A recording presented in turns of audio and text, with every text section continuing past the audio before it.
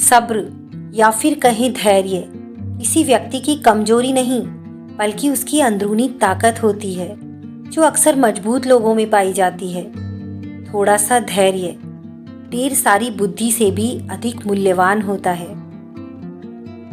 धीरे धीरे रे मना धीरे सब कुछ होए, माली सींचे सो घड़ा यूं ताए फल होए। जीवन में किसी भी क्षेत्र में सफलता पाने के लिए परिश्रम और प्रयास के साथ धैर्य की भी आवश्यकता होती है। लेकिन आज की तेजी से भागती दौड़ती जिंदगी में प्रत्येक व्यक्ति हर चीज को चल से चल पा लेना चाहता है, जबकि जमीन में बोया गया बीज भी पहले अंकुर और बाद में पौधा बनने में अपना एक निश्चित समय ही लेता है। इसके बाद उसमें फल भी एक निश्चित समय आने पर ही आते हैं। जीवन से जुड़ा सुख आपके अभिमान और दुख आपके धैर्य की परीक्षा लेता है।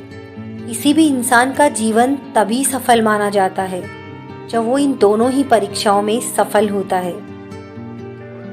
एक बार स्वर्ग से घोषणा हुई कि भगवान सेव बांटने आ रहे हैं। सभी लोग भगवान के प्रसाद के लिए तैयार होकर लाइन लगाकर खड़े हो गए। एक छोटी बच्ची बहुत उत्सुक थी क्योंकि वो पहली बार भगवान को देखने जा रही थी। एक बड़े और सुंदर सेव के साथ साथ वो भगवान के दर्शन की कल्पना से ही खुश थी। अंत में प्रतीक्षा समाप्त हुई। बहुत लंबी कतार में जब उसका नंबर आया तो भगवान ने उसे एक बड़ा और लाल सेव दिया।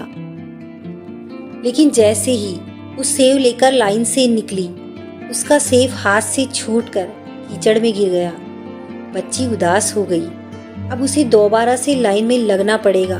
दूसरी लाइन पहली से भी लंबी थी, लेकिन कोई और रास्ता नहीं था।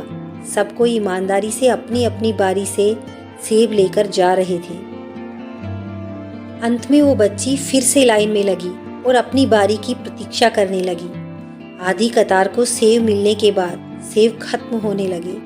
अब तो बच्ची बहुत उदास हो गई। उसने सोचा उसकी बारी आने तक तो सारे सेब खत्म हो जाएंगे, लेकिन वो ये नहीं जानती थी कि भगवान के भंडार कभी खाली नहीं होते। जब तक उसकी बारी आई तो और भी नए सेब आ गए। भगवान तो अंतर्यामी थे, बच्ची के मन की बात जान गए। उन्होंने इस बार बच्ची को सेब देकर कहा कि पिछली बार वाला सेब एक तरफ से खराब था, सड़ चुका था, तुम्हारे लिए सही नहीं था, इसलिए मैंने ही उसे तुम्हारे हाथों से गिरवा दिया।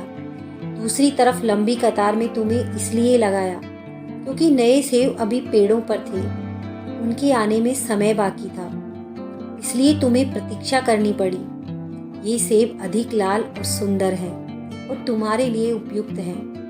भगवान की बात सुनकर बच्ची संतुष्ट होकर गई। इसी प्रकार यदि आपके किसी काम में विलंब हो रहा है तो उसे भगवान की इच्छा मानकर स्वीकार करें। जिस प्रकार हम अपने बच्चों को उत्तम से उत्तम देने का प्रयास करते हैं, उसी प्रकार भगवान भी अपने बच्चों को वही देंगे जो उनके लिए उत्तम होगा। धन्यवाद दोस्तों, फिर मिलते हैं अगली वीडियो के साथ। खुश रहिए, मुस्कुराते रहिए।